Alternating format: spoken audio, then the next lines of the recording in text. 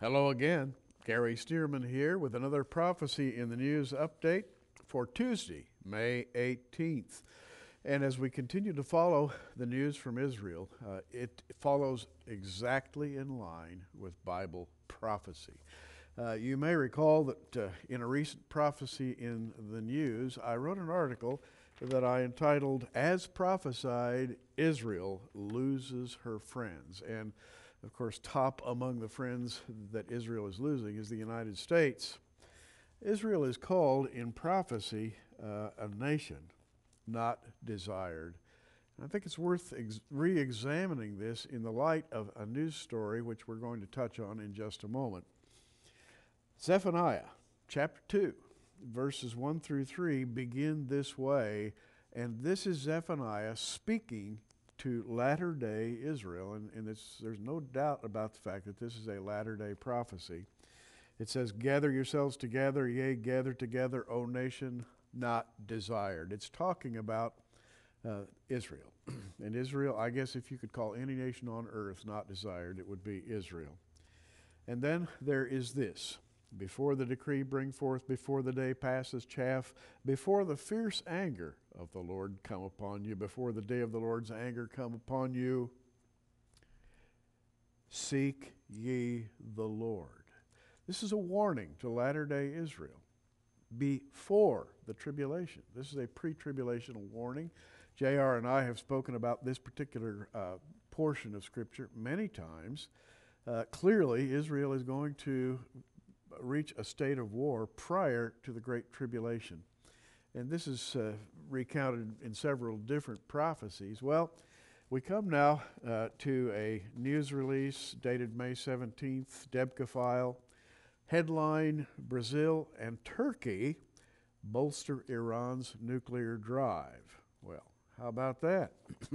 How about, would you believe that Mahmoud Ahmadinejad has acquired help from Brazil and from Turkey to put together a stash of nuclear weapons? Here's the story, and I quote, "Iran can keep its nuclear program afloat with a quiet mind and without fear of international harassment, thanks to the intercession of Brazilian President Luiz Inácio Lula da Silva and Turkish Prime Minister Recep Erdogan." They clinched a deal in Tehran. And by the way, this was on Monday, May 17th, that's yesterday as we speak, for Iran to export some 1,200 kilograms of its lightly enriched uranium to Turkey for reprocessing to 19.5% grade. Now, if you know anything about the refinement of uranium, when you bring it to 19.5%, what you have is weapons grade plutonium, the real stuff. And we're talking about 1,200 kilograms. You can multiply that by about 2.4, and that gives you approximately 1.5 tons of enriched uranium. And here we have the Brazilian president, the Turkish prime minister sealing a deal with Mahmoud Ahmadinejad to help him fulfill his desire to wipe Israel off the face of the earth. Here's the story continuing, and I quote, "The two leaders mounted their initiative on behalf of the nascent anti-American bloc, also backed by Russia." All right, now you have Turkey, you have Brazil, you have Russia, you have Syria, you have Hezbollah, you have Hamas. They're all coming together exactly as the Bible prophesied. And by the way, the timing couldn't be better, in my opinion, because we're also suffering a global financial meltdown, and the world's leaders are suggesting that the only possible remedy is to create a global government. Where have you read about that? Well, in the Bible, of course. This story is amazing. Although critics have said Turkey does not now possess the facilities for reprocessing enriched uranium to a higher level. That's at least what we know. It appears that perhaps they have a secret facility that we don't know about.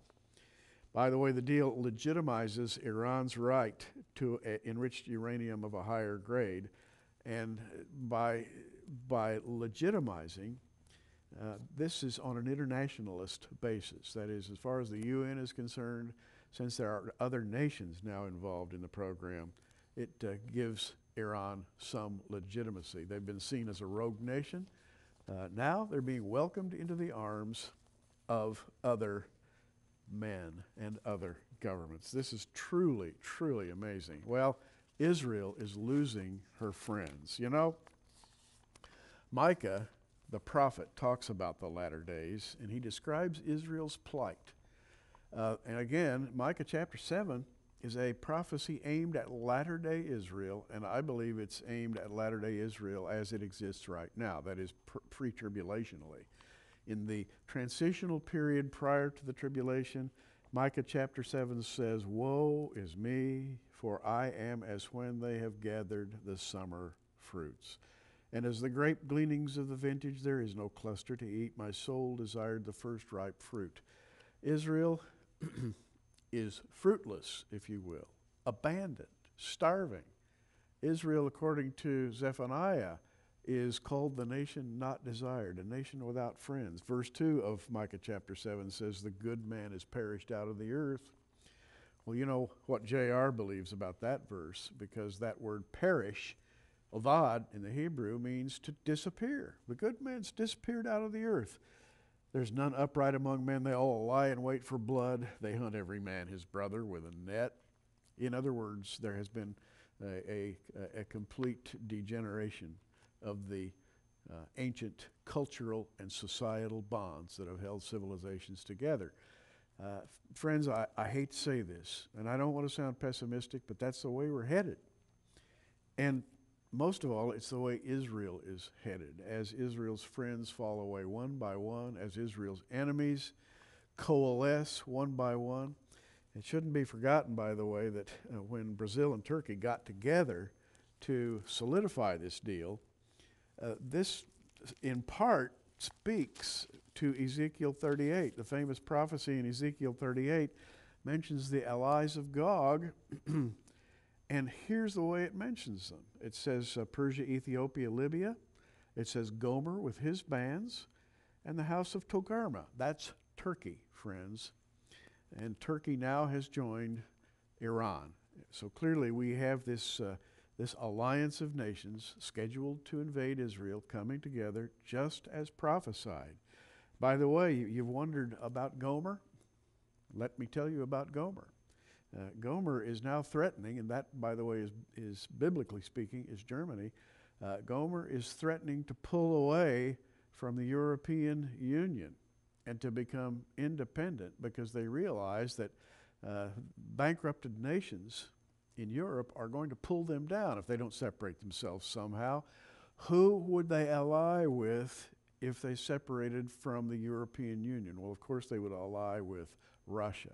And that's exactly what we have here in Ezekiel 38.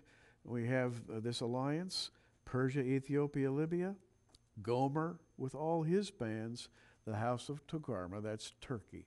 And so, friends, even as we speak, Bible prophecy is being fulfilled before our very eyes. We're going to keep watching. We'll keep reporting day by day as long as we're here. But need I remind you that we're also looking upward, for our redemption draweth nigh. Gary Stearman with another Prophecy in the News update. Keep looking up.